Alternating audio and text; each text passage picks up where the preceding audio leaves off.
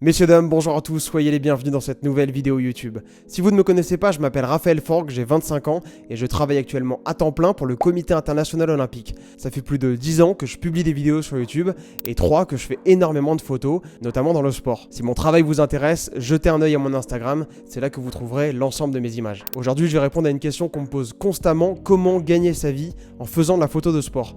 A noter qu'on ne parlera pas de matériel ici puisque ce sera l'objet d'une prochaine vidéo YouTube. Pensez à vous abonner si c'est toujours pas fait. Je vais partir du principe que vous êtes déjà équipé. Alors, réglez l'autofocus, nettoyez les capteurs et on y va. Première étape, shootez le plus possible. Avant toute chose, vous allez devoir vous créer un portfolio suffisamment étoffé en vous rendant sur des événements amateurs. Puisque oui, vous ne ferez pas tout de suite des photos en Ligue 1 ou au championnat du monde. Désolé de vous décevoir. Il va vous falloir découvrir le monde de la photo de sport, ses enjeux, ses difficultés, pour pouvoir ensuite espérer aller plus haut. Le tout sans vouloir y gagner d'argent, puisque pour le moment, ce n'est pas l'objectif. Concentrez-vous sur une seule et unique chose, shootez au maximum. Développez votre créativité, familiarisez-vous avec l'ensemble des paramètres de votre boîtier et faites corps avec votre appareil photo. On passe à la deuxième étape. Faire connaître votre travail. Maintenant que vous avez fait des photos dans différents clubs et différentes compétitions et que vous avez un book qui tient la route, c'est important. Reste à savoir comment faire pour que ça devienne votre métier. Et c'est là que les choses se corsent.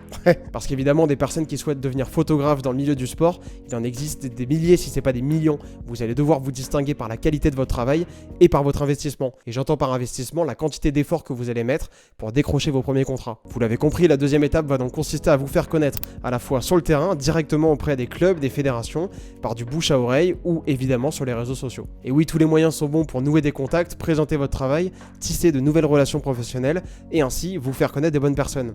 Nous voici à la troisième étape. Démarchez le plus possible. Misez aussi bien sur la quantité que la qualité pour constituer votre carnet d'adresses. Si vous voulez que votre travail soit rémunéré, pour que ça devienne votre métier, il va bien falloir que quelqu'un vous paye. Qu'il s'agisse d'un club, d'un athlète, d'une agence, d'une entreprise, d'un média, d'une marque, faites ce que vous voulez, il existe de nombreuses entités qui ont besoin de photos. Réfléchissez à l'ensemble des personnes qui utilisent des photos dans leur communication, c'est à elles qu'il faut vous adresser. Soyez proactifs, faites preuve de persévérance et surtout, n'abandonnez pas.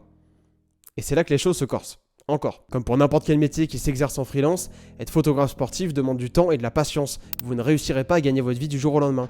Et oui, puisqu'être freelance, c'est avant tout être entrepreneur et il est difficile d'entreprendre. D'ailleurs, une étude récente de l'INSEE, publiée en septembre dernier, partageait le fait qu'aujourd'hui, la moitié des micro-entrepreneurs en France gagnent moins de 310 € par mois avec leur activité indépendante. Raison pour laquelle, généralement, ils conservent dans un premier temps leur activité de salarié avant de pouvoir la quitter. Être photographe sportif est difficile mais pas impossible, notamment grâce à la quatrième étape, voire plus large. Et oui, si vous manquez de contrat dans le sport et que vous voulez être indépendant le plus vite possible, il va être nécessaire de vous ouvrir à d'autres domaines. N'ayez pas peur de proposer vos services à des entreprises, des artistes ou tout type d'organisation qui ont les moyens de payer un photographe. Pensez à miser sur votre zone géographique, il est évident qu'une marque ou une agence, si elle peut éviter des frais de déplacement trop importants, elle le fera avec plaisir. Et à moins que vous habitiez entre les grenouilles et les vaches en pleine campagne, il y a fort à parier qu'il y a des dizaines d'entreprises autour de chez vous qui ne demandent qu'à vous rencontrer. On a la chance en photo d'avoir un milieu extrêmement riche. Vous pouvez faire des packshots, des portraits, des mariages, des concerts ou même de la photo culinaire. Si vous voulez vivre du sport le plus vite possible, il va être nécessaire d'élargir votre champ de vision. D'ailleurs, beaucoup de photographes ne vivent pas que de la photo de sport, bien que ça soit leur objectif. C'est un milieu concurrentiel dont les grands événements ne sont pas si fréquents, surtout si vous vous lancez et que vous n'avez pas les moyens de vous déplacer. Seul le temps, votre réputation et votre acharnement vous permettront de parvenir à vos fins. Néanmoins, il existe une alternative et c'est ce dont on va parler dans la cinquième étape. Les transitions sont travaillées. Envisagez le salariat. Vous adorez le sport et vous êtes bon en photo, mais vous n'arrivez pas à en vivre en tant que freelance. Peut-être que vous n'êtes tout simplement pas fait pour être indépendant, et c'est le cas de la majorité des personnes dans ce monde, rassurez-vous, c'est pas une maladie. Pour ça, il existe une solution très simple, être salarié. Il est peu probable que vous trouviez un temps plein dans lequel vous allez faire que de la photo, ça m'étonnerait, mais vous pouvez tout à fait envisager de faire des métiers comme chargé de communication dans un club, community manager ou journaliste reporter d'image.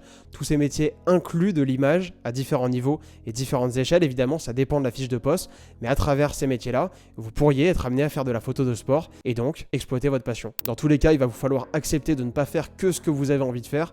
Et de toute manière, en France, même quand on est freelance, ça n'existe pas. Ou alors, si c'est le cas, envoyez-moi un message. Le Père Noël attend toujours ma liste.